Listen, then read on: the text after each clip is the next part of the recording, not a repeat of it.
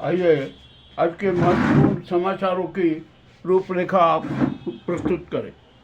हम यहाँ तूफानों के दौर में गुजर रहे हैं। तूफानों का चक्रवात चल रहा है।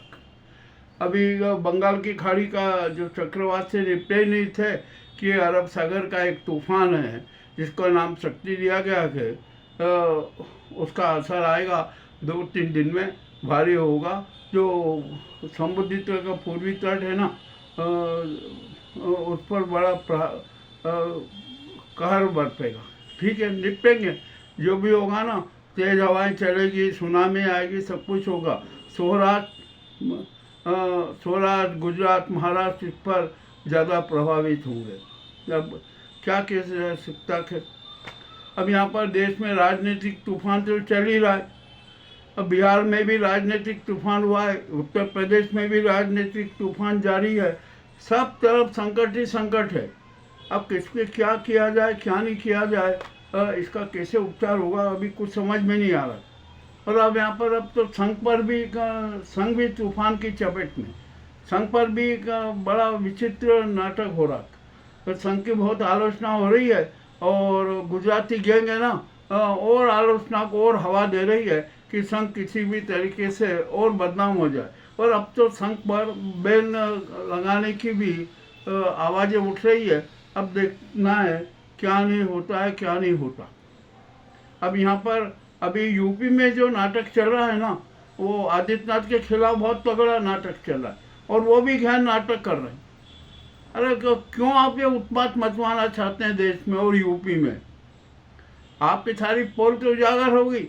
और ये मोदी को और अमित शाह को भी अब तो सोच समझ लेना चाहिए। अब तो वहाँ पर ऐसा चल रहा है कि आदित्यनाथ को हटाने की मुहिम भी जारी हो चुकी है। अब क्या होता है, क्या नहीं होता है, अब ये तो सारा वक्त बताएगा। और स्थिति बड़ी खराब होती जा रही है देश की। देश में अराजकता है और अब तो ऐसा लगता है कि इस देश में हिंसक गृह युद्ध भी छेड़ दिया जाने की तैयारी कर ली गई है। क्योंकि आज एक ऐसा वीडियो जारी हुआ जिसमें मक्का के उस पर मोदी और योगी को खड़ा बताया गया और हाथ में भगवा झंडा दिया गया। ये इस प्रकार का वीडियो से है ना, पूरे देश में और विदेश में भी भारी किरकिरी हो रही है। और एक किसी मुस्लिम ने एक जो ये कोई 25 साल का लड़का, उसने कुकृत्य किया। अब देखते हैं पुलिस गिरफ्तार करती है, कब करती है, क्या होता है, क्या नहीं होता है। हमारे देश की स्थिति अभी बड़ी विचित्र होती जा रही है। यहाँ पर अराजकता का माहौल है, सब तरफ अराजकता अराजकता ही नजर आ रही है। अब यहाँ पर जो मुख्य चुनाव आयुक्त थे ना, बिहार में जो नाटक कर रहे हैं ना, वहाँ पर भी बड़ी विचित्र स्थिति बनती गई है। जो नई मतदाता सूची है ना, वो भी इतने डिफेक्टिव है, उसमें इतना खेला किया गया है जिसकी कोई हद नहीं। तो अब जनता कह रही है कि नहीं, हम तो चुनाव का बहिष्कार कर देंगे। ये मामला बड़ा विचित्र हो गया। और अब तो एक नई बात अभी सामने आ गई है कि भाजपा का राजनीतिक पंजीयन रद्द करने की भी मांग उठ गई है। क्या हुआ कि बिहार में महिला मतदाताओं को प्रभावित करने के लिए 10-10 हज़ार रुपये उनके खाते में डाले गए। ये तो सरासर प्रलोभन है, लोभ है। मत खरीदने का, वोट खरीदने का पूरा नाटक है। अब चुनाव आयोग भी दृष्टांत बना हुआ है, राष्ट्रपति भी दृष्टांत बनी हुई है। अब चुनाव आयोग को तो इस बात का संज्ञान लेना चाहिए कि इस प्रकार का क्यों किया।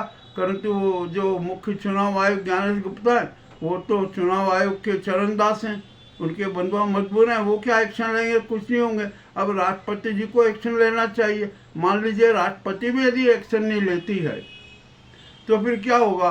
तो इस मामले में सुप्रीम कोर्ट को स्वतः संज्ञान लेते हुए कार्रवाई करना चाहिए।